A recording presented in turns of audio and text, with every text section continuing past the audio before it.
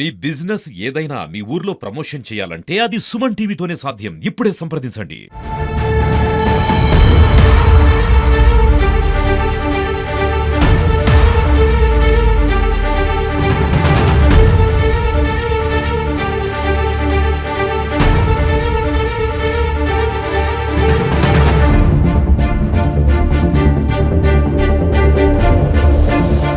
నాగార్జున సాగర్ ఎడమ కాలువ ఉధృతికి తోడు అకాల వర్షాలు తోడవడంతో భారీ వరద ఒకసారిగా నాగార్జున సాగర్ ఎడమ కాలువలను ముంచెత్తింది. అదేవిధంగా పాలేరు రిజర్వాయర్ బ్యాక్ వాటర్ ఒకేసారి నాగార్జున సాగర్ ఎడమ కాలువ రివర్స్ రావడంతో ఇక్కడ నడిగూడెం వద్ద ఏదైతే కోదాడ నియోజకవర్గం సంబంధించి నడిగూడెం మండలం రామచంద్రపురం వద్ద సాగర్ స్టార్టింగ్ పాయింట్ నుండి 132 కిలోమీటర్ వద్ద భారీ గండి అయితే పడింది. దీంతో పంట పొలాలు పూర్తి స్థాయిలో మునిగిపోయిన పరిస్థితి కనపడతా ఉంది. దాదాపు గండిని మనం ఒకసారి విజువల్స్ లో చూడొచ్చు. దాదాపు 50 మీటర్ల మేర మొత్తం కూడా గండి పడిన పరిస్థితి కనపడుతుంది. దీంతో సాగర్ ఎడమ కాలువలో ప్రవహిస్తున్న నీరు మొత్తం కూడా ఒక్కసారిగా పంట పొలాలను ముంచెత్తిన పరిస్థితి. దీంతో దాంతో వేలాది ఎకరాల పంట పొలాలు అయితే నీట మునిగిన పరిస్థితి చూడొచ్చు. మనం ప్రస్తుతం గమనించవచ్చు. దాదాపు వందలాదిగా ఎకరాల్లో పంట నీట పాలైన పరిస్థితి కనబడతా ఉంది. అయితే దీనికి ప్రధాన కారణం ఇక్కడ సిబ్బంది తప్పిదం అయితే ఏమీ కనపడడం లేదు. కేవలం పాలేరు రిజర్వాయర్ ఓవర్ఫ్లో అయ్యి బ్యాక్ వాటర్ రివర్స్ రావడంతోనే ఈ ప్రమాదం సంభవించినట్లయితే అధికారులు ప్రాథమికంగా అంచనాకు వస్తున్నారు. ప్రస్తుతం మనతో పాటు ఇక్కడ అధికారులు ఉన్నారు. వారిని అడిగి తెలుసుకుందాం. సరే, ఎంత మేర గండి పడింది? 10 ఆ టైంలో మార్నింగ్. అయితే ఇది పైన కూడా ఇదే పరిస్థితి ఉంది. రాత్రి నుంచి కూడా 72లో నైట్ డ్యూటీ చేసుకుంటూ మొత్తం అన్ని కంట్రోల్ చేసుకుంటున్నాం. ఈ బ్యాక్ వాటర్ ఎక్కడ కాకపోతే ఇక్కడ మాత్రం ఇంకా కూడా పరిస్థితి అదే ఉంది. అది కంట్రోల్ అయినా ఇక్కడ ఇది అయిపోయింది. ఓకే, ఎంతకాలం ఎంత మేర గండి పడింది? ఎన్ని రోజులు పట్టింది పోవడానికి అవకాశం ఉంది? ఎంతకాలం అవకాశం? అది క్వాలిటీ డీగర్ మన వాళ్ళ ఎస్టిమేట్. అంటే పంట పొలాలు ఎంతవరకు మునిగిపోయింది?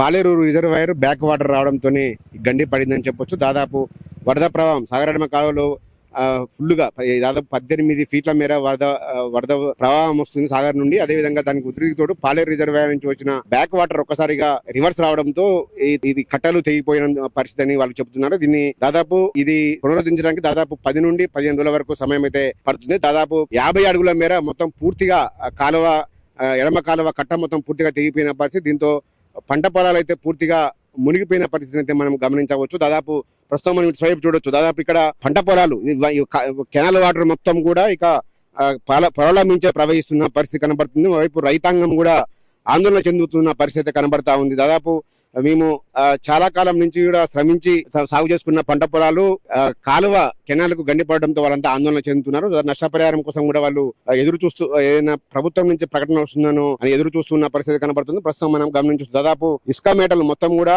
వరద ఉధృతికి తోడు కనుపుచూపు మేరలో పొలాలు మొత్తం కూడా పూర్తి స్థాయిలో మునిగిపోయిన పరిస్థితి కనబడతా ఉంది. మొత్తం పంట పొలాలు కూడా ఇక చేతికొచ్చే పరిస్థితి ఏ క్వశ్చన్ కూడా ఏమాత్రం కూడా కనపడని పరిస్థితి కనపడతా ఉంది. దీని అందరికీ కారణం ఏదైందో ప్రస్తుతానికైతే అధికారులంతా కూడా దీనికి గండిపడడానికి ప్రాథమికంగా అయితే పాలేరు రిజర్వాయర్ బ్యాక్ వాటర్ వెనక్కి రావడంతోనే ఈ ప్రమాదం గండి జరిగిందని కూడా వాళ్ళంతా భావిస్తున్నప్పటికీ కూడా పూర్తి స్థాయిలో విచారణ సాగిస్తారని కూడా అధికారులు అయితే చెబుతూ ఉన్నారు.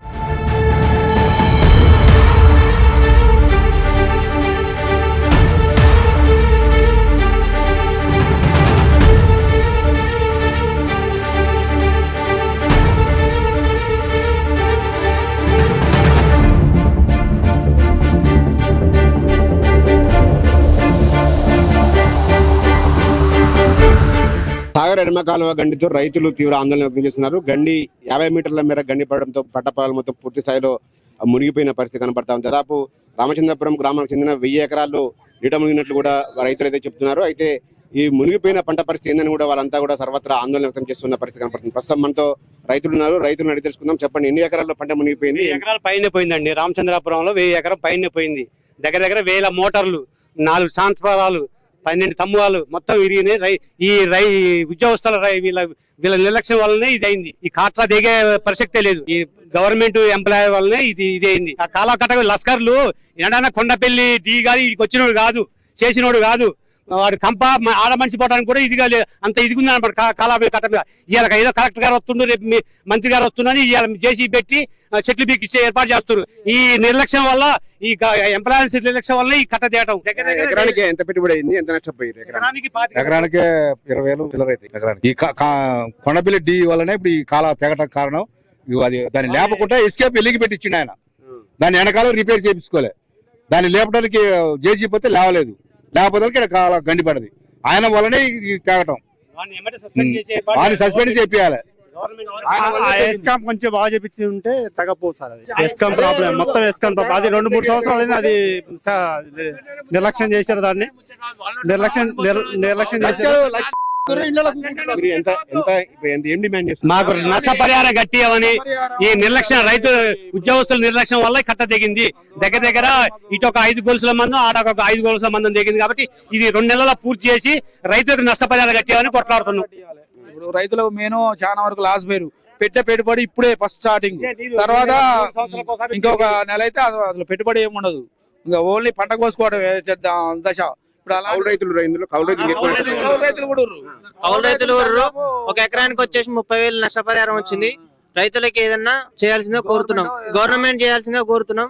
ఇంతకుముందు కూడా గతంలో కూడా రంగులపేట దగ్గర నేను కంప్లైంట్ ఇచ్చిన, సాక్షి గోపి గారికి చెప్పిన, ఇంతకుముందు చెప్పినాం. అది అయిపోయిన తర్వాత ఉదయం నుంచి 7:30 నుంచి మేము కాలసూపు తిరుగుతున్నాం. ఇక్కడ నుంచి 1 కిలోమీటర్ దాని నుంచి పారుతున్నాక ఎన్ఎస్ అధికారులు ఏం చేస్తుర్రు, ఇక్కడ రేట్ ఎలక్ట్ల దగ్గర ఎస్ క్యాంప్ ఉంది. ఎస్ క్యాంప్ ఎల్లింగ్ పెట్టిన అవుతుంది.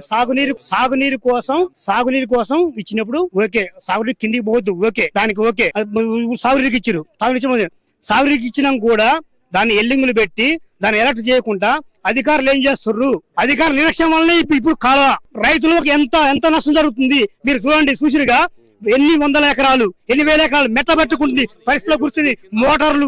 వాటి పరిస్థితి ఏంటి? అదే గనక వాళ్ళు ఎస్కాంప్ లేపినట్టయితే కట్ట దిగపోయిస్తారు. ఎస్కాంప్ అధికారుల నిర్లక్ష్యం చేయడమే కట్ట దిగిపోయింది. అదే ఎస్కాంప్ లేపినట్టయితే ఆ నీళ్లు తగ్గి, వాటర్ తగ్గి కట్ట దిగపోయిస్తారు.